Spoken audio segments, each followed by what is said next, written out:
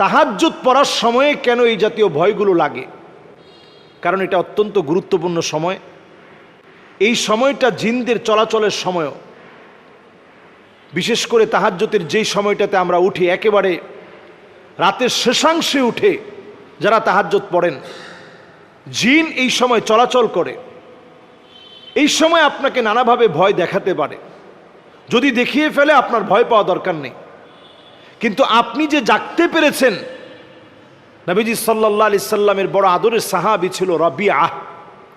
নবীজি রবিআকে লক্ষ্য করে বললেন, আজকে তুমি আমার কাছে কিছু একটা চাও, আমি তোমাকে দিতে চাই। 11 বছরের সাহাবী রবিআ, তিনি বললেন, মুরাফাকাতুকা ফিল জান্নাহ। নবী, অন্য কিছু আপনার কাছে চাই না, শুধু জান্নাতে থাকতে চাই আপনার সঙ্গে। নবী সাল্লাল্লাহু আলাইহি ওয়াসাল্লাম বললেন,